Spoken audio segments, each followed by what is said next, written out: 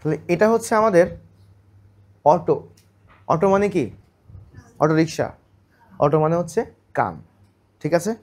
তাহলে দেখো এই যে সুন্দর একটা কান দেখতে পাচ্ছ, এখন বলবো স্যার এটা কান কীভাবে হয়, ভালো করে দেখেন। দেখো এই দেখো, এটা হচ্ছে বাইরে থেকে দেখছো, দেখছো? এই হচ্ছে তোমাদের কান। আসলে আমরা কান বলতে বুঝি এইটা, কিন্তু এইটা আসলে কানের পুরো অংশ না। কানের পুরো অংশ এটা তো আছেই, সাথে ভেতরে এখান থেকে ওই যে ছিদ্র ঢুকে যায় যেখান থেকে বাতাস ঢুকবে। তারপরে কি আছে? তারপরে হচ্ছে তোমার এই ভেতরে থাকে মাঝখানে, আর তারপরে আরও ভেতরে থাকে। তাহলে কানের মোট তিনটা অংশ। কি কয়টা অংশ? তিনটা। কি কি স্যার? দেখো এই যে বাইরে যেটুকু আছে সহ আমরা কানের পর্দা বলি না, বলে যে এক চট দিয়ে কানের পর্দা ফাটাই দেব, অনেকের ফাটাইও দেয় মানুষ। তাহলে কানের পর্দার ক্ষেত্রে ওই পর্দা পর্যন্ত, এটা হচ্ছে সেই পর্দা। এটা সেই কি? এই পর্দার নাম হচ্ছে টিম্পেনিক পর্দা। কি নাম? এই টিম্পেনিক পর্দা। দেখো তো এটা হচ্ছে পুরা টিম্পেনিক পর্দা পর্যন্ত হচ্ছে বাইরের অংশ, এর নাম হচ্ছে বহিকর্ণ। কি নাম? এবার দেখো কান, খেয়াল করো আমি এটা হচ্ছে টিম্পেনিক ক্যাভিটি।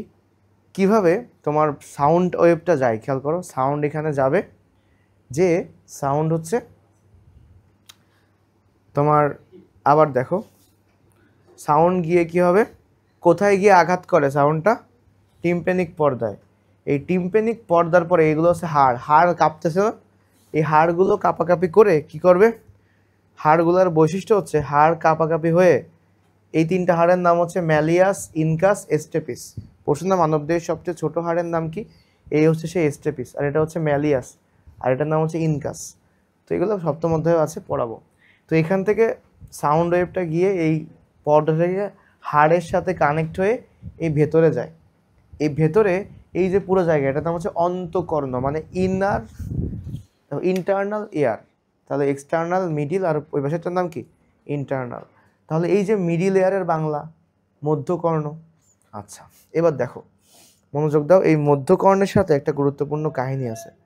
নিচের দিকে দেখো, আমি তোমাদেরকে ইউরেস্টেশিয়ান নালীর কথা বলছিলাম, খেয়াল করো সবাই। ইউরেস্টেশিয়ান নালী আসলে কি? টিম্প্যানিক ক্যাভিটির ভিতরে খেয়াল করো, এদিকে তাকাও। এটা হচ্ছে মধ্যকর্ণ। এটা কি? এই মধ্যকর্ণের সাথে এটার নাম কি? ইউরেস্টেশিয়ান টিউব। কি নাম? ইউরেস্টেশিয়ান টিউব। দেখো এই ইউরেস্টেশিয়ান টিউবটা কার সাথে নিচের দিকে যায় যুক্ত হয়? এটা হচ্ছে আমাদের, মানে এটা তো স্পেসিফিক বোঝা যাচ্ছে না, গলা। গলবিল আছে না আমাদের, গলার এই অংশের নাম কি? গলবিল। এই গলবিলের সাথে মধ্যকর্ণের সংক্রমণ ঘটায় এটা নালী। সংক্রমণ, দেখছো মাথাটা সংযোগ স্থাপন করে। তাহলে মধ্যকর্ণের সাথে গলবিলের সংযোগ স্থাপনকারী নালীর নাম কি? ইউরেস্টেশন। সবাই দেখো, তুমি নিজে দেখো, তাহলে কোন কর্ণ? মধ্যকর্ণ। আর এখানে কি থাকবে? গলবিল। এই দুজনের মধ্যে কানেকশন তৈরি করবে কে? ইউরেস্টেশিয়ান টিউব। উচ্চারণ করো সবাই, ইউরেস্টেশিয়ান টিউব বা ইউরেস্টেশিয়ান নালী। সবাই কি বুঝছি? এটাই সবচেয়ে এই কাহিনী ঘটে এর কারণে। এখন প্রশ্ন, স্যার ইউরেস্টেশিয়ান টিউব কেন লাগবে আর কি কাহিনী? এই যে কানের পর্দা তোমরা ফাটাই দাও, কীভাবে ফাটবে?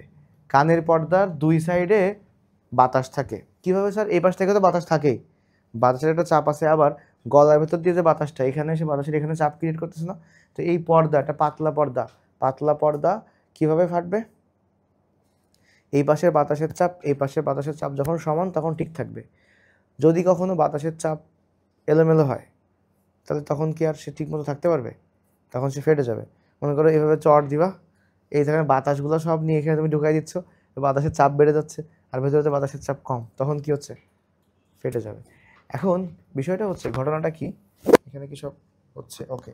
ঘটনা কি? ঘটনাটা হচ্ছে যখন এই ইউরেস্টেশিয়ান টিউব এর ভেতর থেকে চাইলে একটা তরল এখানে চলে আসতে পারে না?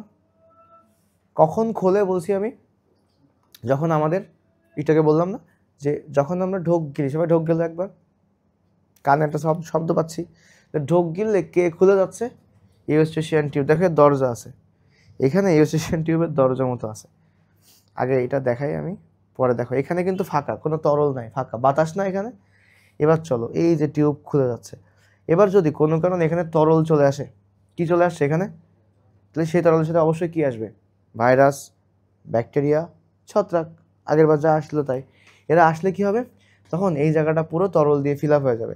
তখন আমাকে বলো তো যে এখান থেকে সাউন্ড ওয়েভ যে কি খুব ভালোভাবে কম্পন করে এদিকে আসতে পারবে? পারবে না। তাহলে এইখানে আমরা যা দেখলাম ইউস্টেশিয়ান টিউব এর ভেতর থেকেই তরলটা এখানে আসা সম্ভব। আচ্ছা, তাহলে সেখানে তরল আসলে কি হবে, ভাইরাস ব্যাকটেরিয়া ছত্রাকের সংক্রমণ হবে, তখন এখানে একটা ইনফ্লামেশন হবে, তখন তার নাম কি হবে, যেহেতু এটা অটো, কানের নাম কি আমাদের অটো, তাহলে অটো প্লাস আইটিস নাম কি হয়ে যাবে, ওটাইটিস। আর কোথায়, মিডিল এয়ার, তাহলে মিডিয়া, তখন তার নাম কি হবে, ওটাইটিস মিডিয়া। সবাই একটু খেয়াল করে দেখো, তাহলে ওটাইটিস মিডিয়াটা আসলে কি, যে কানের ভেতরে বা কানের সংক্রমণকে আমরা কি বলবো, অটো প্লাস আইটিস, তার নাম কি হবে, ওটাইটিস। আর কোন কর্ণের সংক্রমণ, মধ্যকর্ণে, তখন তার নাম কি হবে, ওটাইটিস মিডিয়া। এবার দেখো, গলবিলের সাথে মধ্যকর্ণের সংযোগ স্থাপনকারী কোন নালী, ইউস্টেশিয়ান নালীটি অধিকাংশ সময় কি থাকে, বন্ধ, শুধু ঢোক গেলার সময় খোলা থাকে। কোনো কারণে জীবাণু এই নালী দিয়ে এসে মধ্যকর্ণের প্রদাহের সৃষ্টি করে, তখন তাকে আমরা কি বলবো, ওটাইটিস মিডিয়া। মানে সহজ ভাষায় তোমাদের বোঝা গেছে। আর কাদের এটা বেশি হয় বয়স্কদের তুলনায়, শিশুদের বেশি হয়, কারণ শিশুরা কি শুয়ে শুয়ে খায় না, শুয়ে শুয়ে ঢোক গেলে ওখান থেকে যেতে পারে না, ফাঁকা থাকে অবস্থায়। ওকে, এবার আসো কর্ণপটহ। এই কর্ণপটহ মানে কি, কানের পর্দা। এই হচ্ছে সে বহিকর্ণ, এইটা হচ্ছে মধ্যকর্ণ, আর ভেতরে হচ্ছে অন্তকর্ণ।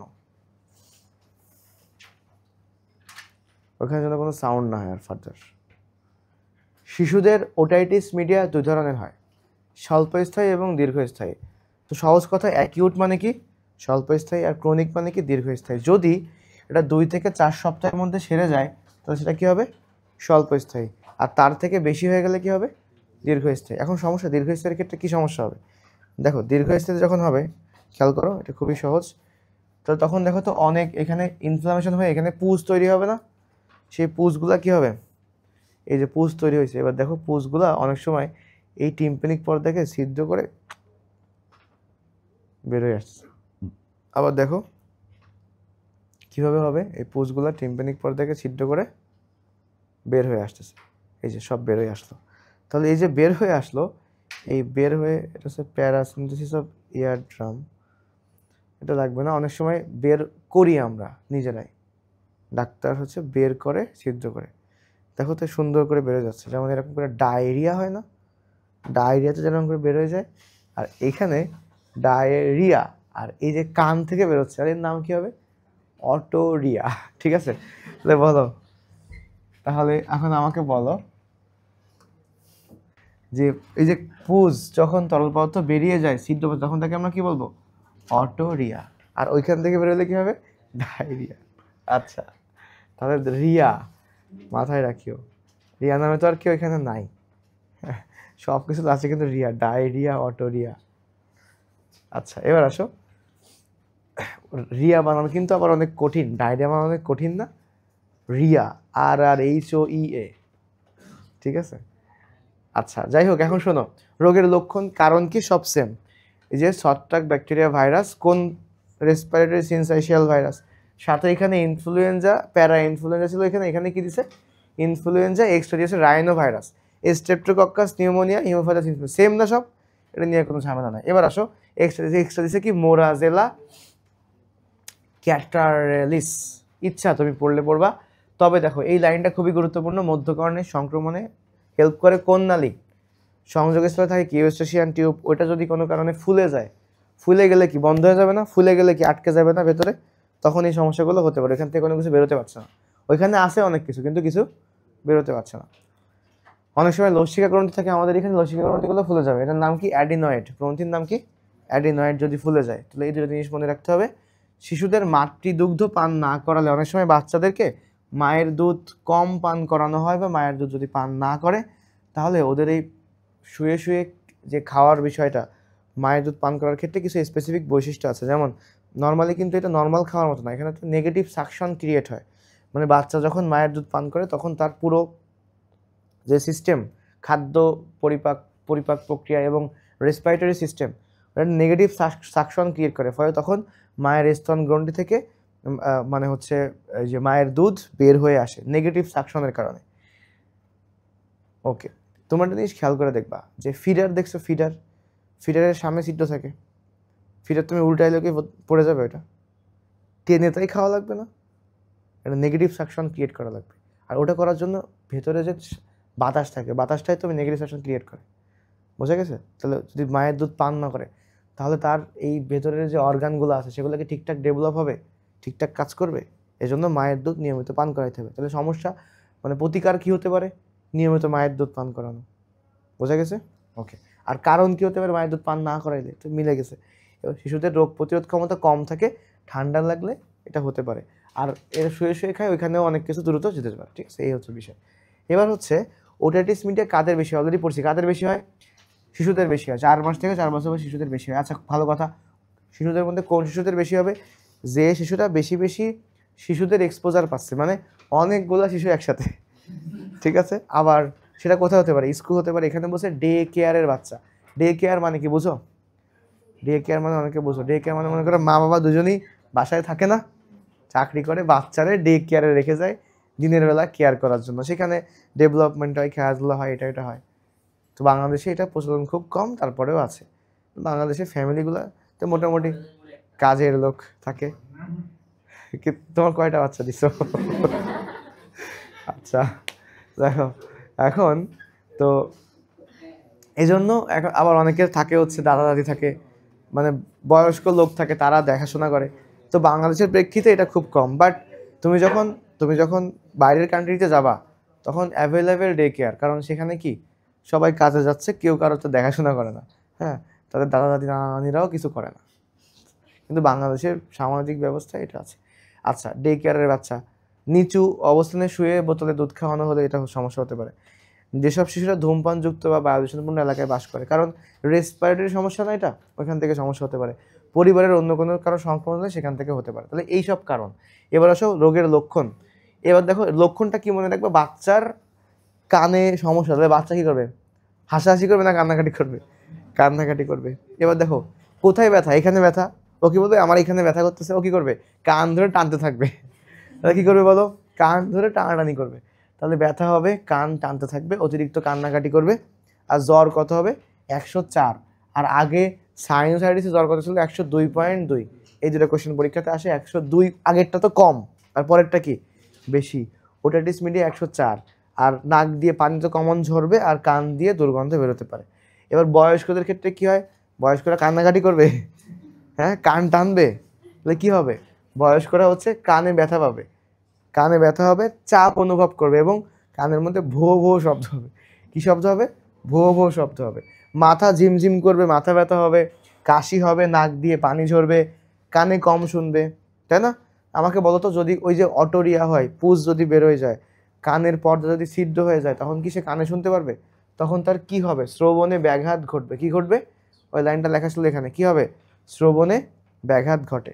তাহলে ওই যে কানের পর্দা ছিদ্র হয়ে গেলে শ্রবণে ব্যাঘাত ঘটবে, কারণ এখানে কি এই যে সাউন্ড গিয়ে ঠিকমতো লাগতে পারবে? লাস্ট অংশ শেষ করি। দেখো রোগের লক্ষণ তো বলছি। এবার হচ্ছে ওটাইটিস মিডিয়ার জটিলতা কি? কী সমস্যা হতে পারে? কান ছিদ্র যেতে পারে না, কানের পর্দা। এবার হচ্ছে টিম্প্যানিক পর্দা, পর্দার নাম কি? ছিদ্রপথে মধ্যকর্ণ থেকে কি বেরোয় পড়বে? ওই দেখলাম না ভিডিওতে, গাঢ় তরল। কানে কি করবে? কম শুনবে। আর যদি শিশুটা কানে কম শোনে, সে কি কথা বলা শিখতে পারবে? আর প্রতিরোধ কি? ওই যে ধূমপানযুক্ত এলাকায় থাকা যাবে না, শুয়ে খাবার খাওয়ানো থেকে, মানে খাবার মাতৃদুগ্ধ পান করাতে হবে নিয়মিত। খাবার খাওয়ানোর সময় 45 ডিগ্রি মাথা উঁচুতে রাখতে হবে, মানে এমন না যে মাথা একদম নিচে এরম করে দিয়ে দিল তখন খাচ্ছে। কত ডিগ্রি? মাথা কিন্তু এর সাথে একটু উঁচু রাখতে হবে। কত ডিগ্রি? 45 ডিগ্রি, ঠিক আছে?